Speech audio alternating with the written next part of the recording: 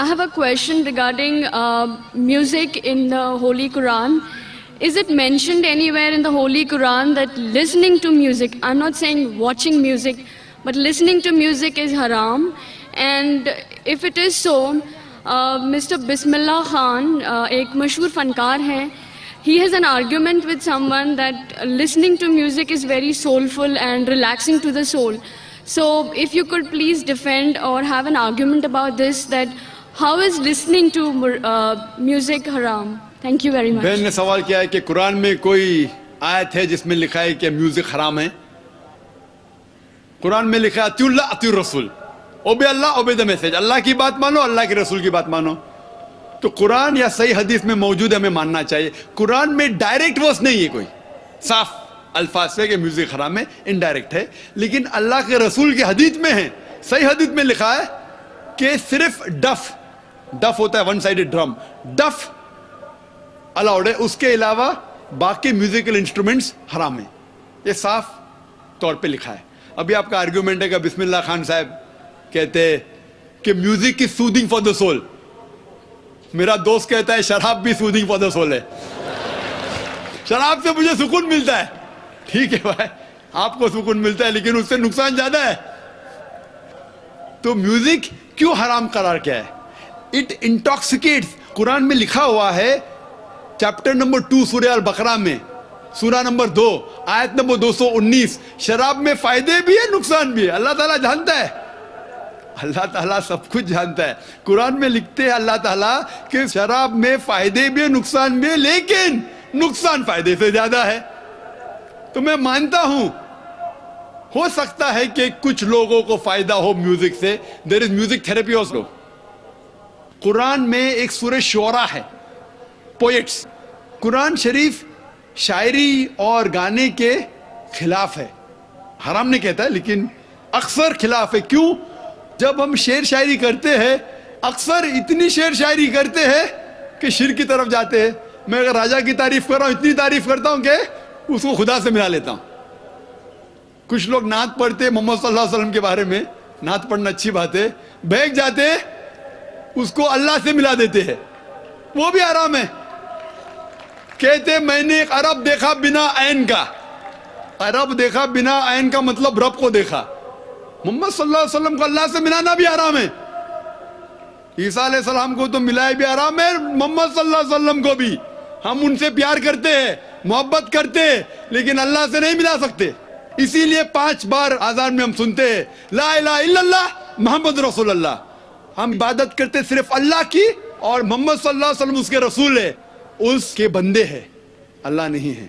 تو بسم اللہ خان جو کہتے ہیں ہو سکتا ہے کہ کس کو سکون پہنچتا ہوگا, لیکن جب ہم میوزک لیتے اکثر کیا ہوتا ہے میوزک کے اندر ایک انسان بہک جاتا ہے. ہم گانے سنتے نا, وہ ہیرو ہیروئن سے کہتا ہے کہ میں تمہارے لیے چاند توڑ کے لے کے آؤں گا, ستارے توڑ کے لے کے آؤں گا. یہ ہم جانتے ہیں صحیح نہیں ہے تو بھی ہم گنگناتے. وہ کیوں میوزک ہوتی ہے؟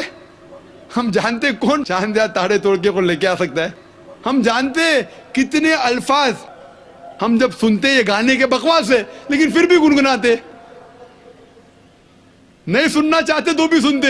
گھر کے باہر بونگا لگا ہے 1 2 3, کیا 1 2 3, نہیں سننا چاہتے پھر بھی سننا.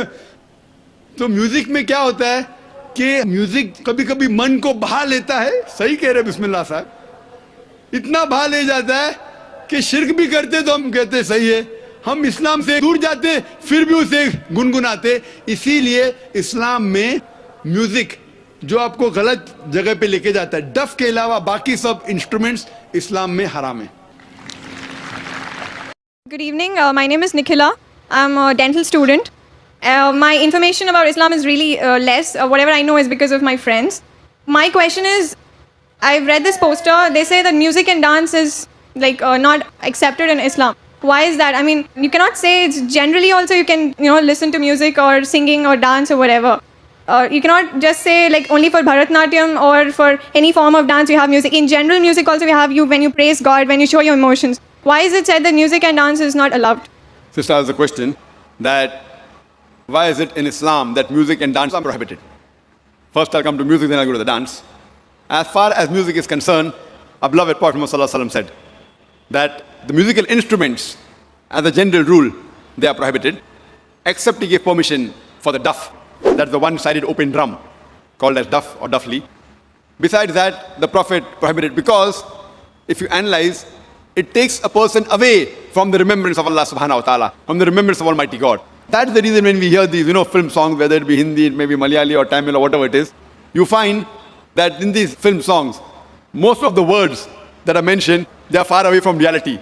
The hero tells the heroine, "Main tumhare liye chand tod ke leke aunga, main tumhare liye sitare tod ke leke aunga, I'll get the moon for you, I'll get the star for you." We know it's not possible. No man can get the star or the moon for his lover. But yet, we keep on repeating because of the ambience, because of everything. So because of this, general rule is that the music does take a person away from Allah subhanahu wa ta'ala. That is the reason a beloved Prophet prohibited musical instruments except for duff. Or, as generally, with your voice. For example, when a person recites the Quran. If he recites the Quran, his voice is good, that's permitted. Because that takes a person towards Allah subhanahu wa ta'ala. The musical instruments along in the background do create a different ambience. Otherwise, singing per se, it is mubah, optional, as long as the words of the song, they take you towards your creator Allah subhanahu wa ta'ala. If the words of the song take you away from Allah subhanahu wa ta'ala, even that type of song is prohibited. Now coming to the second part, why is dancing prohibited?